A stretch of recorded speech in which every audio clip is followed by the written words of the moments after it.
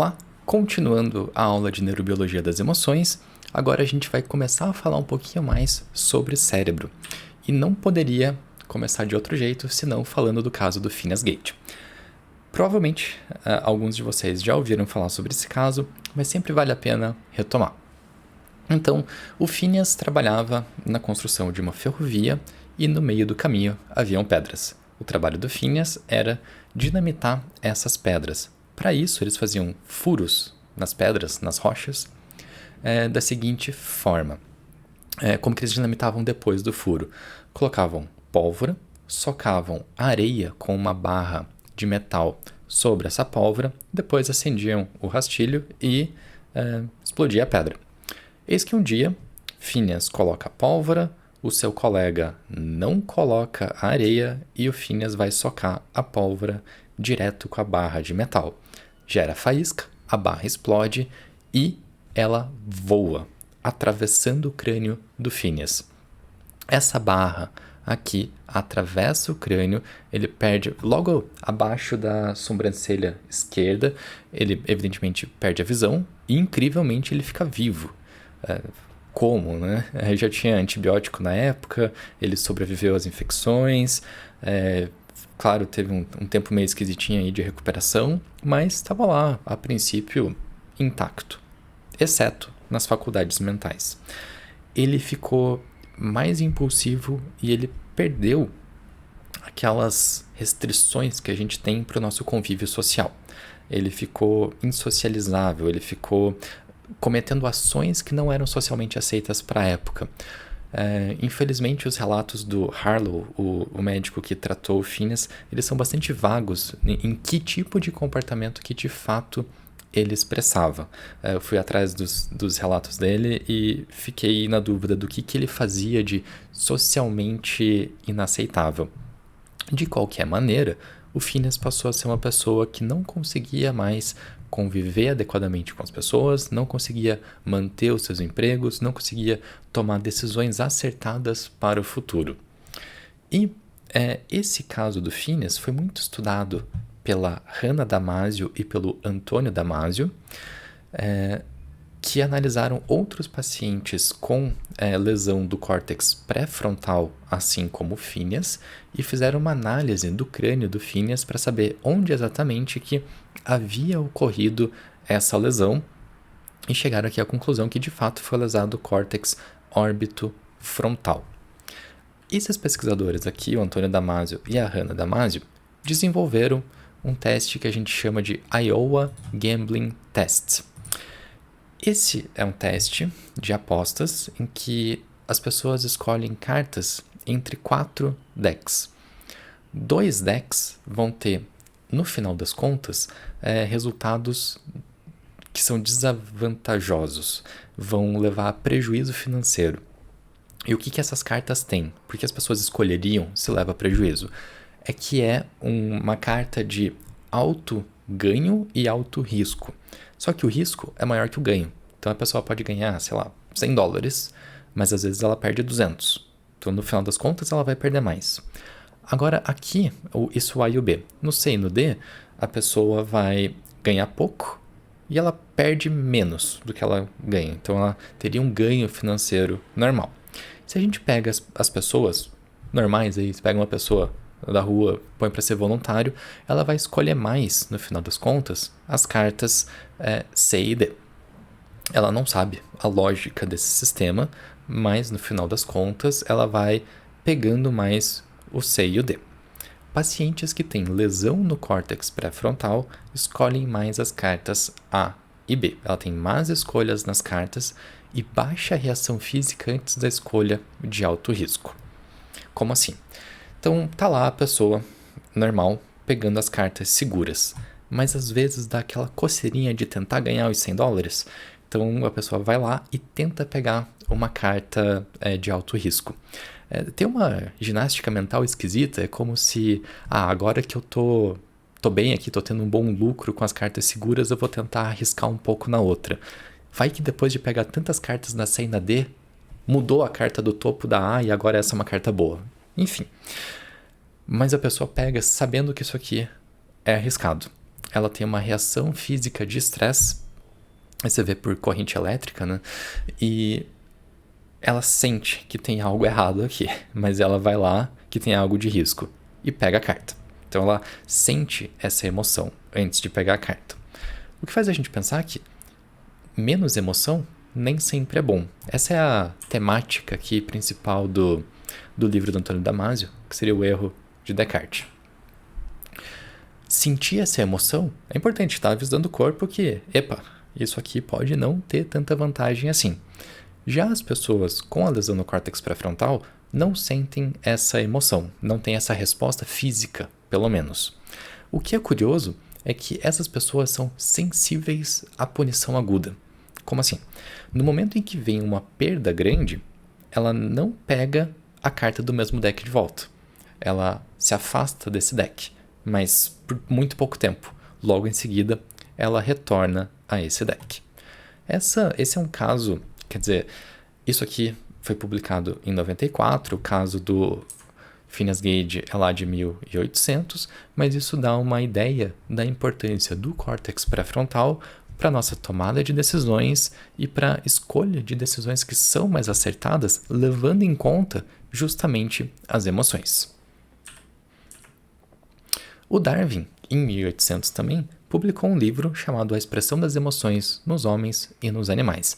Então, o Darwin não é importante apenas pelo livro A Origem das Espécies e pela teoria da evolução. Ele também estudou muito a expressão das emoções em vários animais. Então, ele tinha colegas que faziam os desenhos, ele analisava fotos e ele chegou à conclusão que as emoções nos humanos são homólogas em relação às emoções dos outros animais e que muitas expressões de emoções elas seriam vestígios de ações que a gente realizaria. Essa segunda parte é um pouco complicada, porque nem sempre a expressão da emoção pode ser fruto de uma ação futura, ou indicar uma ação futura. Pode ser uma ameaça de uma ação futura sem que você faça essa ação. Mas enfim, de fato, essas emoções são homólogas em relação às emoções dos outros animais. Um pouquinho, na mesma época, ali um pouquinho depois de Darwin, teve o William James, um dos pais da psicologia atual. Vocês podem discordar das ideias dele, mas é inegável a sua influência. Mas antes de chegar nele, vamos ver como que as emoções seriam processadas do nosso ponto de vista do senso comum. A gente vê a aranha marrom, a gente percebe o perigo, sente medo e tem uma resposta física com essa sensação de medo. O que o William James se perguntou foi: nós fugimos do perigo porque sentimos medo ou nós sentimos medo porque fugimos do perigo? Quando que o medo subjetivo aparece? Ele vem antes das reações físicas ou ele é causado pelas reações físicas? Lembra do vídeo anterior, a história com a adrenalina induzindo irritação ou euforia nas pessoas? O que causa um ao outro? Será que é a resposta física que vai causar o subjetivo? Foi o que ele colocou é que a gente teria a percepção do perigo, respostas físicas, e aí sim a gente sentiria medo. Essa é a proposta de James e Lang. Então, um ano depois da proposta do William James, o Carl Lang propôs algo muito parecido. O estímulo emocional chegaria no nosso córtex sensorial, levaria informações para o nosso córtex motor, gerando respostas comportamentais, e aí sim o sentimento seria gerado. Qual que era a base disso? A base era que se você bloqueasse reações físicas, você reduziria esse sentimento subjetivo. Talvez a palavra-chave para dizer por que essa visão está incompleta é que você reduziria. E nem reduz tanto assim, reduz um pouco. Então, tem trabalhos com lesões da medula espinhal que vão cortar a inervação do sistema nervoso simpático, e tem o caso de administração de drogas que bloqueiam o sistema nervoso simpático, e aí você sente menos as respostas do simpático, e com isso você sente menos ansiedade. Um dos casos clássicos para isso é uma droga chamada propranolol, que vai bloquear sinais de, sei lá, você está apresentando um seminário e sua mão vai tremer um pouco com o laser, sua voz vai tremelicar, sua mão está suando, você sente o coração batendo mais rápido, e isso não te ajuda a ficar mais calmo.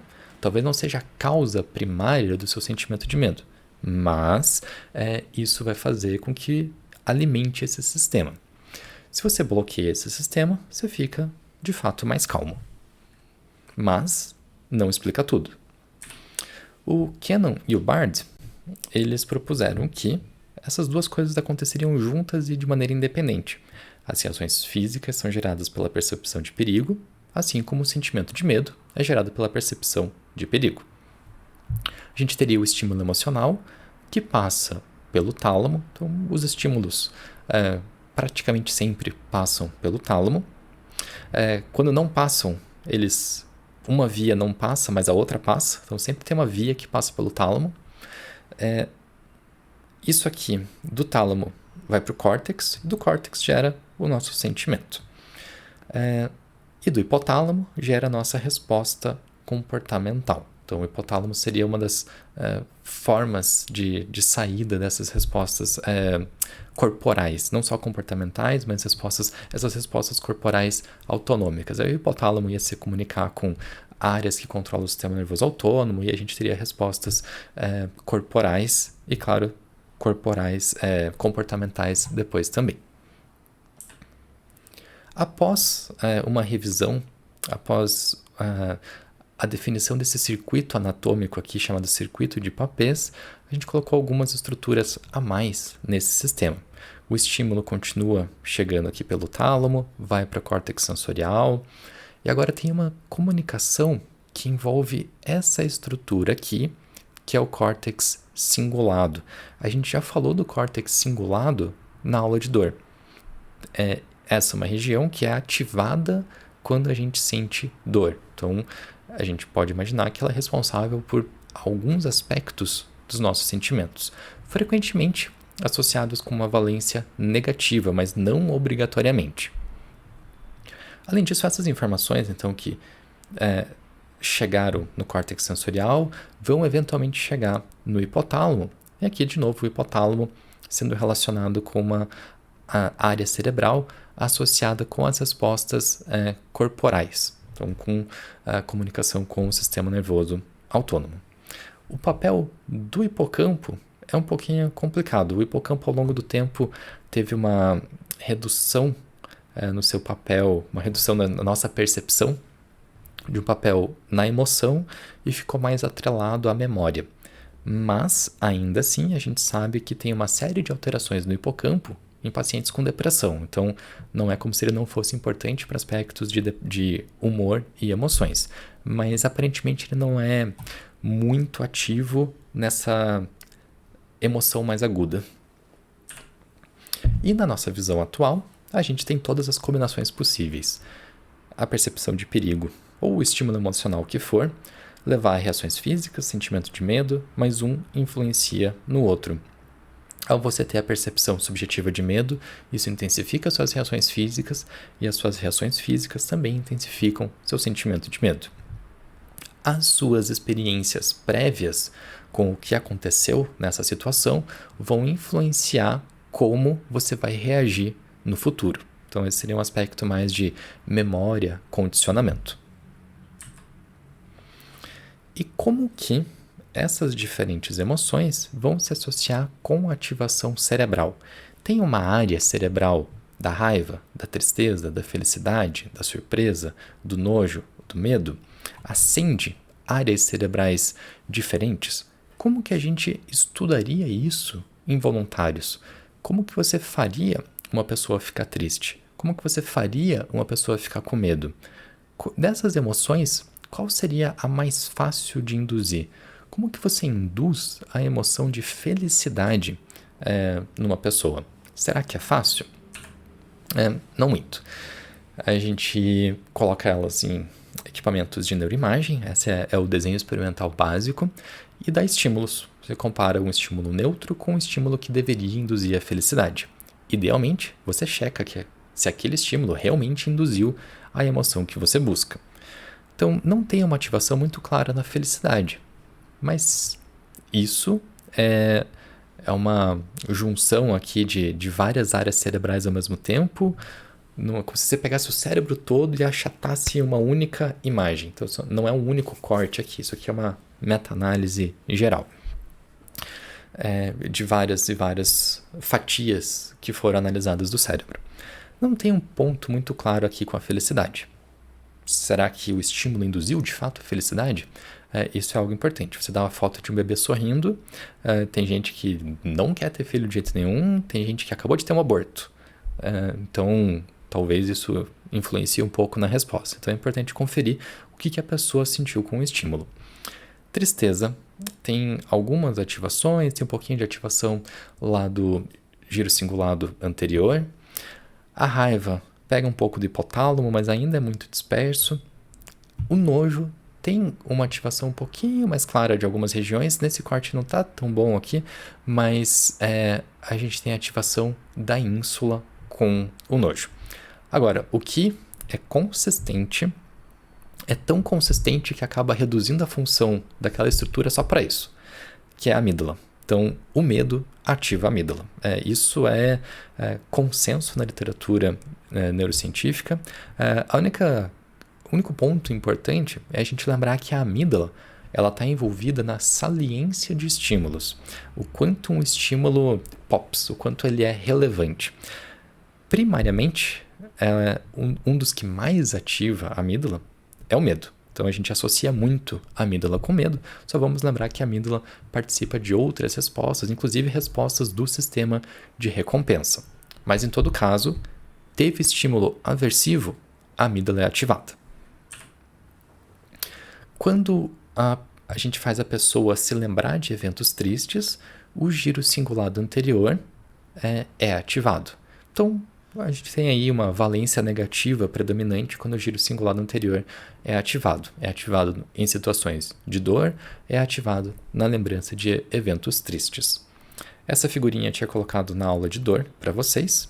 Então, a ativação do giro cingulado anterior, tanto em casos de dor por rejeição social, ver foto do ex ou da ex, ativando o giro cingulado anterior, como via indução de dor física. A gente tem umas estruturas aqui do chamado lobo límbico, um termo cunhado pelo Paul Broca. Limbus vem de anel, de aro, então essa é uma estrutura que circunda aqui esse interior do cérebro. Tá numa corzinha diferente aqui porque está dentro do cérebro, são estruturas subcorticais. Agora, o giro do cíngulo é subcortical do que a gente vê por fora, né? Esse giro é um córtex mais interno. Então, o giro cingulado anterior, a gente tem a amígdala aqui. Logo atrás da amígdala, a gente tem o hipocampo, que vai subindo, fazendo esse formatozinho aqui. Tem o fórnice, e ele dá no corpo mamilar. E, junto ao corpo mamilar, aqui mais anterior, a gente tem o hipotálamo. Tem o septo, fazendo uma separação entre os ventrículos. O bulbo olfatório recebe uma série de estímulos olfatórios, que às vezes a gente esquece da importância do olfato para as emoções, mas é extremamente relevante. Na aula sobre olfação, até mencionei que um modelo animal de depressão envolve lesão do bulbo olfatório. Isso gera um comportamento tipo depressivo nos animais. Claro, são roedores, para humanos talvez seja um pouco diferente, mas se pensar na relação de olfato e paladar, se você perde o olfato, você perde vontade de comer, isso gera uma série de alterações de humor, está muito relacionado com esse sistema emocional. As pessoas usam perfume, ou algumas pessoas usam perfume e outras gostam de quem usa perfume. Então, tem uma relação evidente entre olfato e emoções, é que às vezes a gente esquece dela, porque a gente não sai por aí farejando ativamente as coisas como a gente sai por aí olhando as coisas. Então, a gente tende a esquecer um pouco do olfato. A gente tem um circuito aqui de papéis. Então, que circuito foi esse, né? Que eu tinha mencionado anteriormente lá do Cannon e Bard. O papéis propôs uma conexão entre estruturas potencialmente relacionadas com emoções. A maior parte dessas conexões, elas de fato existem. Agora, o fato de elas estarem conectadas, qual é a função dessas conexões? Elas fazem exatamente o que foi proposto? Seja como for, boa parte dessas conexões de fato existem. O córtex cingulado se comunica com o hipocampo, que se comunica com o hipotálamo, e o hipotálamo, de novo, relacionado com a expressão das emoções, com aquelas alterações corporais, se ligando com o sistema endócrino, se ligando com o sistema nervoso autônomo. O hipotálamo se comunica com núcleos do tálamo, que se comunica com o cingulado e com o neocórtex. Então, a gente teria a experiência emocional, um certo colorido emocional numa área cortical mais recente, evolutivamente falando, e o hipotálamo com a expressão. Esse sistema límbico, ele foi cunhado, esse nome, sistema límbico, foi cunhado por Paul MacLean. Então, já existia o lobo límbico puramente como algo anatômico, porque era uma sequência de estruturas aqui formando um anel. O Paul MacLean, juntando aqui o circuito de Papez fortemente associado com as estruturas do lobo límbico, cunhou o sistema límbico. E até hoje a gente chama as coisas de sistema límbico. Aonde que a emoção é processada? É sistema límbico. Seja lá o que isso significar, porque é um termo muito vago. Aqui está marcado algumas estruturas, mas faltam outras. Quer dizer, não está marcado córtex pré-frontal nisso daqui. O córtex pré-frontal é extremamente importante no processamento emocional.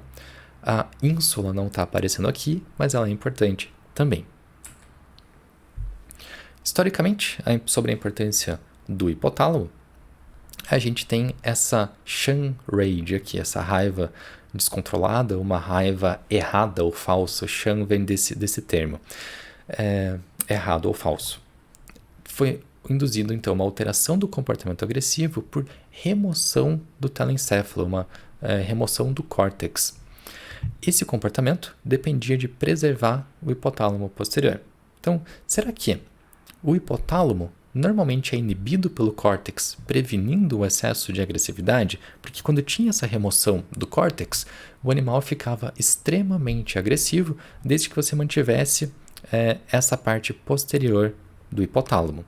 É como se, sem o córtex, o hipotálamo ficasse livre para exibir toda a agressividade. E aí vocês interpretem psicologicamente como quiserem, mas esse é o dado, né? Então, sem o córtex, há uma expressão elevada da agressividade.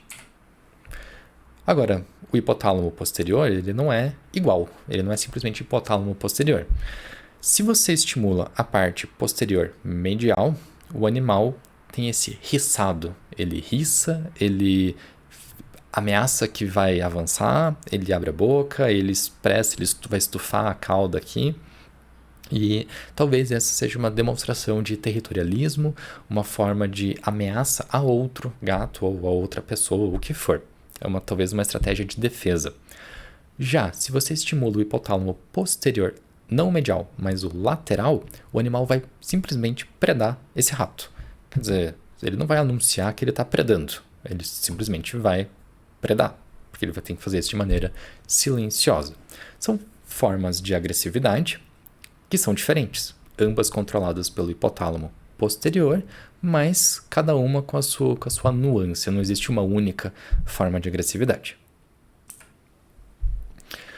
Quando a amígdala é lesionada, a gente tem essa síndrome de Clover-Bussy. Não sei se eu falei certo. E há uma redução do medo. Então, a amígdala aqui, no lobo temporal, nessa parte mais anterior, dividida em amígdala basolateral, medial e central. Tem outras estruturas que a gente chama de amígdala estendida, mas enfim, está aqui a amígdala. Se lesionar a amígdala, o animal tem aqui uma cobra de borracha e ele normalmente evita essa cobra. Mas tem uma uvinha lá, ele pega essa uva e tá nem aí para a cobra. Mas depois que ele pega a uva, ele não simplesmente tem uma alta motivação por buscar a uva. Depois de pegar a uva, ele vai lá e pega a cobra. Ele realmente não se importa. Ele perdeu a noção de que a noção instintiva inata de que aquela cobra é perigosa. Além disso, a lesão da amígdala parece também aumentar a sexualidade. Então, esse gato aqui teve a amígdala lesionada, e aí ele vai querer montar em tudo, em todos, inclusive o que não é gato também. Mas o que a gente mais estuda da amígdala é, de fato, esse envolvimento com a resposta de medo. Mas a amígdala não só é associada com resposta de medo. Então, se eu colocar aqui um videozinho para vocês. Quando ativa a amígdala, então quando acender um laser aqui, a amígdala desse camundongo vai ser ativada. Normalmente, quem é associado com essa agressividade é o hipotálamo, mas a ativação da amígdala também leva ao comportamento predatório. Recomendo que vocês cliquem aqui, tá? Entrem nesse link, eu vou colocar na descrição, mas eu vou colocar um pedacinho. Isso aqui é feito por pesquisadores brasileiros. Esses camundongos participaram de um experimento que comprovou a relação entre o comportamento de caçar uma presa e uma área do cérebro deles chamada amígdala central. A novidade é que, em geral, os cientistas associam essa região não à caça, mas a um comportamento ligado ao medo, o de fugir ou ficar frente a uma ameaça. Esse artigo é sobre um tipo específico de comportamento alimentar, que é o Desculpa cortar ele. Eu tô sem som, não sei exatamente onde que eu tô cortando. Vamos achar aqui essa situação. A região do cérebro em teste. Em seguida, ofereceram aos animais diferentes tipos de presas. Tem uma situação que o animal grilo, tá com medo um pedaço de madeira, do objeto um que tá lá que se movimenta. A gente comprou, mas ainda pela assim, quando liga o laser, ele vai lá e captura. Perninha. Então aqui o animal tá receoso com esse negócio, ele tá fugindo camundongo, dele. Né? E a gente ligou e colocou na caixa, e esse bicho fica se movimentando aleatoriamente, e o animal normalmente tenta evitar, ele vai para o lado oposto da caixa quando esse animal chega perto. Mas com a estimulação desses neurônios... Imediatamente ele ataca. É incrível como um comportamento complexo como esse de predação pode ser tão rapidamente ativado, estimulando uma região cerebral. Então, falando em agressividade, a agressividade é uma resposta de defesa. Ela pode servir para você se proteger de alguém que está te atacando, pode ser para você lutar por um recurso, talvez inclusive hierarquia social que pode trazer futuros recursos, ou lutar por injustiças de maneira geral. Para você protestar com alguma coisa, é importante que você esteja puto com aquela alguma coisa. Então, você sentindo essa emoção, você vai conseguir expressar e ir atrás daquilo que você precisa. Às vezes um pouco à força, mas às vezes é o jeito que tem. E a gente consegue ver essa luta por injustiças mesmo em outros primatas, que é o caso desse vídeo aqui, em que o animal tem que fazer uma tarefa simples para receber um pepino. E ele aprende, o macaco gosta do pepino, mas vamos ver.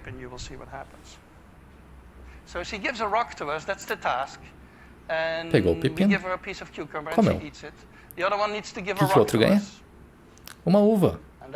E ele está indignado, porque o outro vai ganhar uma uva. Ele faz lá o que ele tem que fazer, pegar a pecinha e devolver, e ganha o pepino.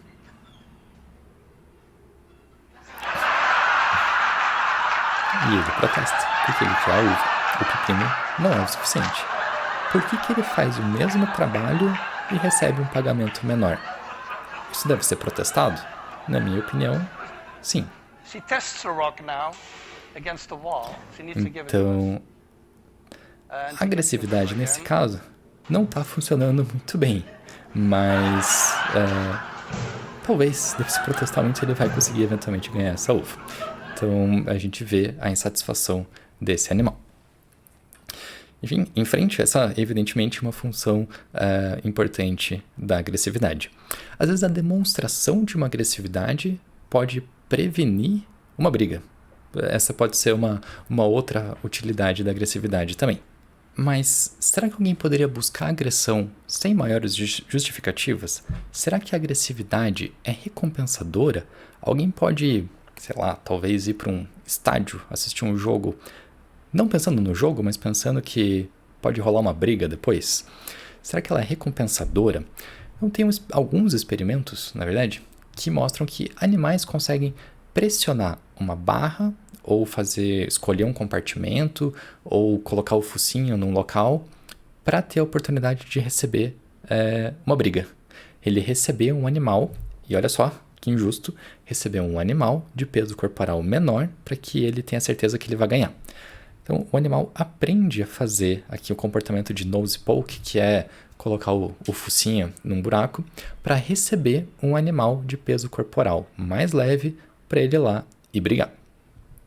Se esse animal recebe um antagonista dopaminérgico, por exemplo, um fármaco que bloqueia receptores D2, ele vai ter uma redução, conforme dose dependente aqui, conforme mais bloqueio dopaminérgico, mais redução desses nose pokes. Esse quadradinho aqui, preto, é o tanto que ele anda, é a atividade locomotora. Se você bloqueia demais com o antagonista D2, por exemplo, o haloperidol bloqueia receptores D2, a pessoa vai começar a não se mexer direito. Então, se você bloqueia demais, você tem uma redução da atividade locomotora, e aí, claro, isso não explica, isso explica a redução dos nose pokes. Mas vejam que nessa dose aqui, você não tem uma redução da atividade locomotora, mas você já reduz praticamente a zero a escolha por esse comportamento da agressividade, indicando que tem um componente dopaminérgico nessa busca por agressão. Sobre nojo, a gente tem um estudo de caso, o paciente NK, que teve um derrame e aí perdeu a ínsula. Então, teve uma lesão aqui da ínsula, aqui a gente vê o córtex normalzinho e aqui tem esse aspecto mais de buraco aqui, onde ocorreu o derrame. Unilateral, então mesmo perdendo só um lado, ela perdeu a capacidade de reconhecer a emoção de nojo. Então, aqui ela acertou o nojo em 5 de 10 tentativas, ou nessa outra escala, 4 de 8. Vamos olhar o que aconteceu aqui com a raiva. Então, com a raiva, ela reconheceu 9 de 10. E olha os controles, média de 8. Que aqui não tem uma média dela, né? Só tem o quanto que ela acertou. São 10, ela acertou 9. A média dos controles é 8. Aqui, ela acertou 5 de 8. A média dos controles é 6. Então, ela tem um bom reconhecimento facial das emoções de maneira geral, exceto da de nojo. Então, ela acertou 5, a média dos controles é 8. Que ela acertou 4, a média dos controles é 7. E na expressão da voz, então a gente tem sons não verbais, então isso seria um som, por exemplo, de nojo. Ela acertou 3 de 20. A média dos controles para reconhecer esses sons é de 20. E vejam só que curioso, nojo, frequentemente, nojo é processado pela ínsula, que é uma área associada com o paladar, mas que também processa algo relacionado com a audição. Então, a interpretação do nojo pela audição. E aí a gente vê que nossos sentidos são todos muito integrados. Ou seja, esse paciente aqui tinha a redução na capacidade de sentir e de reconhecer nojo. Eu não coloquei a parte do sentir aqui, mas também estava sentindo menos nojo. Era isso por esse vídeo. Na próxima aula, a gente fala mais especificamente sobre neurobiologia do medo, que é a emoção que a gente conhece mais, ela é mais facilmente induzível e tem uma ativação muito clara da amígdala e tem uma importância clínica muito relevante também. Até lá!